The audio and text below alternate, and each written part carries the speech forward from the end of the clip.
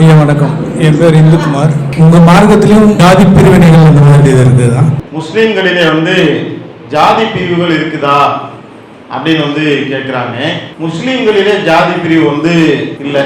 அது திருக்குரான் ரொம்ப தெளிவாக சொல்லுகின்றது. முஸ்லீம்களுக்கு மட்டுமல்லாமல் ஒட்டுமொத்த உலகத்துக்குமே சேர்த்து என்ன சொல்லுது அப்படின்னா, உங்கள் அனைவரையுமே ஒரு ஆண் ஒரு பெண்ணில் இருந்து தான் நான் படைத்தேன் என்று இறைவன் சொல்லுகின்றான். முஸ்லீம்கள்ன்றது விட்டுருங்க, ரெண்டாவதா வருவோம். இப்போ நமக்கு உட்கார்ந்து இருக்கோம்ல, இது செட்டியார் இருப்போம், முதலியார் இருப்போம், வன்னியர் இருப்போம். உதாரணத்துக்கு ஐயர் இருக்கலாம், கிறிஸ்டின் இருக்கலாம், முஸ்லீம் இருக்கலாம். இப்போ நம்ம எந்த மதத்தை சேர்ந்தவர்களாக இங்கே இருக்கலாம். ஆனால் குர்ஆன் என்ன சொல்லுது தெரியுமா?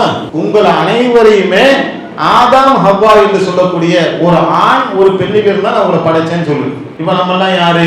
சகோதர சகோதரிகள், சகோதரர்கள் தான் எல்லாருமே. அப்ப நம்ம அவங்க பிரிக்கும் போது பிரிவினையே வருது. அங்க இஸ்லாம் என்ன சொல்லுது? எல்லாருமே எங்களுடைய சகோதரர்கள் சொல்லுது. யார நீங்க உட்கார்ந்து இருக்கீங்க, நீங்க யாருங்க? எல்லாருமே சகோதரர், எல்லாருமே அண்ணன் தம்பி. இஸ்லாத்தை ஏற்றுக்கொண்டவர்கள் ஏற்றுக்கொள்ளாதவர்கள் வேணா சொல்லலாமே ஒழிய, அடிப்படையில யாருதான்? எல்லாமே நம்ம ஆட்கள் தான், எல்லாமே அண்ணன் தம்பி தான், எல்லாம் ஒருதாய் மக்கள் தான். இப்படி சொன்னா ஒற்றுமை வருமா? நீ தரையில இருந்து பிறந்த, நீ காலில இருந்து பிறந்த, நீ இடுப்புல இருந்து பிறந்த, நீ சூத்திரன், நான் உயர்ந்த குலத்தை சேர்ந்தவன், நீ தாழ்ந்த குலத்தை சேர்ந்தவன், இப்படி சொன்னா ஒற்றுமை வருமா? எது கேட்கிறேன்? எல்லாமே ஒரு தாய் மக்கள் என்று சொன்னால் தான் என்ன செய்யும்? ஒரு மனிதர்களுக்கிடையில இணக்கமும் அன்பும் ஒற்றுமையும் நேசமும் வரும். சரிதானா? இதை பத்தி இஸ்லாமிய செய்தி உலகத்துக்கு இப்படி சொல்றதுனாலதான் இஸ்லாமிய மார்க்கத்துக்குள்ள ஒருத்தங்க ஏன் தெரியுமா வராங்க? தமிழகத்துல ஏன் வந்தாங்கன்னா இதாங்க அடிப்படையே. ஒரு 20-30 வருடங்களுக்கு முன்னால் தமிழகத்தினுடைய நிலைமை எப்படி இருந்துச்சு?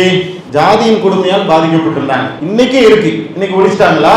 டீ குடிச்சிங்க அப்படின்னு சொன்னா உங்களுக்கு சில்வர் டம்ளர் கொடுப்பாங்க, எனக்கு சிரட்டையில தான் கொடுப்பாங்க. நான் சிரட்டையில தான் கொடுக்கணும், ஏன்னா நான் தாழ்த்தப்பட்டவன். அப்ப நான் ஒரு குளத்துல தண்ணி குடிக்க போனா, நான் குளத்துல நான் தண்ணி குடிக்க விட மாட்டாங்க, ஏன்னா நான் தாழ்த்தப்பட்டவன். என் வீட்டு தெரு வழியாக ஆடு மாடு பண்ணி கூட போகலாம், ஆனா நீ நடமாடக்கூடாது, ஏன்னா நீ தாழ்த்தப்பட்டவன் என்று பிறப்பின் பேரால் இனத்தின் பேரால் என்னை மனிதனாக கூட மதிக்காம என்ன செய்றாங்க?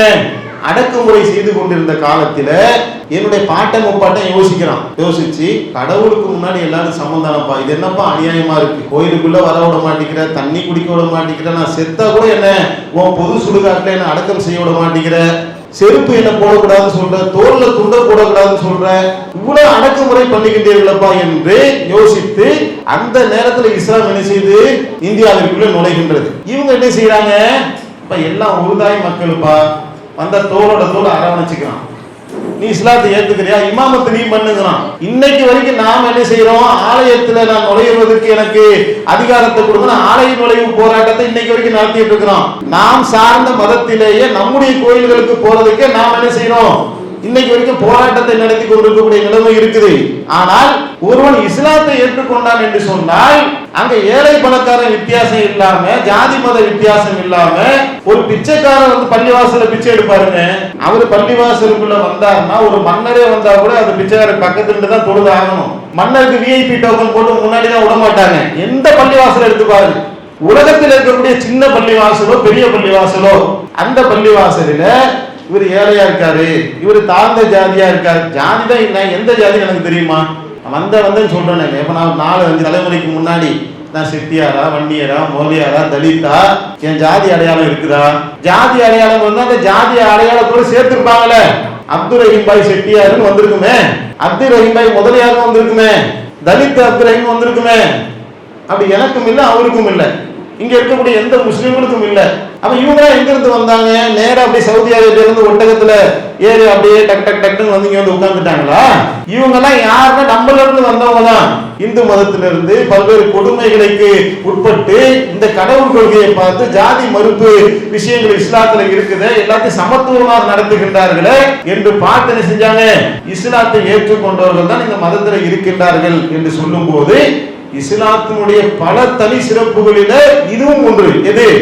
இஸ்லாத்துல எந்த ஜாதி பேதமும் கிடையாது, உயர்ந்தவன் தாழ்ந்தவன் கிடையாது, மொழியால், இனத்தால், மதத்தால், பொருளாதாரத்தால் யாரும் யாரையுமே ஏற்றத்தாழ்வோடு பார்க்க கூடாது என்கின்ற ஒரு சிஸ்டம் என்ன செய்து இஸ்லாமிய மார்க்கத்துல ஆணித்தரமாக சொல்லப்பட்டுகின்றது. அதுதான் இஸ்லாமிய மார்க்கத்தினுடைய அடிநாதமாகவும் இருக்கின்றது. அப்ப அந்த ஷியா முஸ்லீம், சுன்னி முஸ்லீம் சொல்றாங்கல்ல, ராவுத்தரு தக்கனி முஸ்லீம் சொல்றாங்க, இதெல்லாம் என்னங்க? கேட்கறதுக்கு எல்லாமே நல்லா இருக்கு. ஆனா பிராக்டிக்கலாக பார்க்கக்கூடிய நேரத்துல இனங்களாக வந்து பிரிந்து கிடக்கிறாங்க. ஈரான்லாம் ஷியாயிசம் இருக்கும், ஈராக்குக்கு வந்தா சுன்னி ஜமாத்துன்னுவாங்க, சுன்னத்து ஜமாத்து அப்படின்னு சொல்லுவாங்க. இது என்ன என்று கேட்டால், திருக்குரானோ முகமது நபி அவர்களோ போதித்த அந்த அடிப்படையில இந்த ஷியா சுன்னி எல்லாம் கிடையாதுங்க. ஆனால் பிற்காலத்தில் என்ன செஞ்சாங்க, முகமது நபியோடைய மரணத்துக்கு பின்னால் அபூபக்கர் அப்படிங்கிறவங்க ஆட்சிக்கு வந்தாங்க, கலீஃபான்னு சொல்லுவாங்க.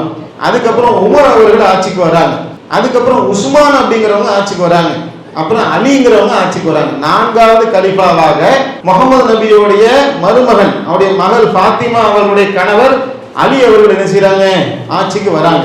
இந்த அலி அவர்களை வந்து ரொம்ப நேசிக்கக்கூடியவர்களாக என்ன செஞ்சாங்க, அந்த பகுதி மக்கள் இருந்து, எப்படி வந்து இயேசு இருக்காங்களோ அவங்க இறை தூதர் தான் இஸ்லாத்தினுடைய பார்வையில், அந்த இயேசுவையே எப்படி கடவுளாக வந்து ஆக்கிட்டார்களோ அதை போல அலிக்கு வந்து இவருக்கும் இறைவனுடைய புறத்திலிருந்து வகி செய்தி வருது.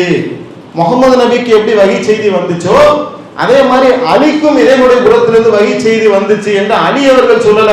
அலிக்கு பின்னாடி வந்தவர்கள் என்ன செஞ்சாங்கன்னா, அலிக்கு வந்து நாங்க பெருமை சேர்க்கிறோம் என்ற பேரில அவரை வந்து கடவுளுடைய அந்தஸ்துக்கு உயர்த்தக்கூடிய ஒரு வேலையை செய்தார்கள். இது இஸ்லாத்தினுடைய கொள்கைக்கு 100% முரணான கொள்கை. அலி ரலியல்லாஹு தஆலா அவர்களே சொல்லாத ஒரு கொள்கை. இப்படி உருவானதுதான் இந்த ஷியாயிசம் என்கிற ஷியத்து அலி. முழுசா சொல்றதாக இருந்தா ஷியத்து அலி, ஷியத்துனாக்கா பார்ட்டின்னு அர்த்தம். இப்ப பாரதிய ஜனதா பார்ட்டி, காங்கிரஸ் பார்ட்டிலாம் இருக்குல்ல, அது மாதிரி ஷியத்து அலி என்று சொன்னால் அலியுடைய பார்ட்டி என்று பொலிட்டிக்கல் ஸ்டாண்டர்டுக்கு உருவானவர்கள் தான் இவங்க.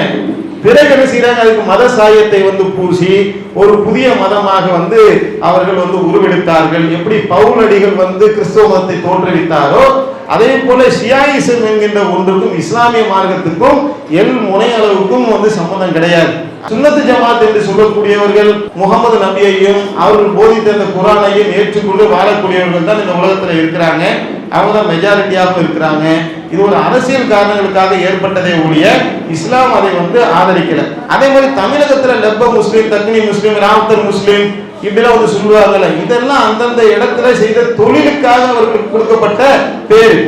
இப்ப ராவுத்தர் என்று சொன்னால் அவர் குதிரையை மேய்க்கக்கூடியவராக இருப்பார், அந்த தொழில் நிமித்தமாக அவர்களுக்கு கொடுக்கப்பட்ட பேரே ஒழிய ஜாதி ரீதியான பாகுபாடுகள். ராவுத்தர் என்ன செய்வாரு, அவர் வந்து லப்ப வீட்டுல கல்யாணம் பண்ணுவார், அப்படின்னா பண்ணக்கூடாதுல, திருமண ஒப்பந்தங்கள்லாம் செய்யக்கூடாதுல்ல. அந்த மாதிரி ஜாதி வேற்றுமை என்ன செய்யல இஸ்லாமிய மார்க்கத்துல இல்லாத சொல்லவும் இல்லை. அப்படி ஒரு காலம் ஒரு முஸ்லிம்கள் யாராவது தவறாக விளங்கிக் கொள்வார்கள் என்று சொன்னால் அது இஸ்லாத்தினுடைய அடிப்படைக்கே முரணானது அப்படிங்கிறத இந்த சபையில கூட நாம உங்களுக்கு சொல்லிக் கொள்கின்றோம். ஜாதி அப்படிங்கிற அந்த ஒன்றை வேரோடும் வேரோடி மண்ணோடும் இஸ்லாமிய மார்க்கம் என்ன செய்து ஒழித்து கட்டி அதை சக்சஸ் பண்ணி காட்டி. அல்லாஹு அக்பர், அல்லாஹ்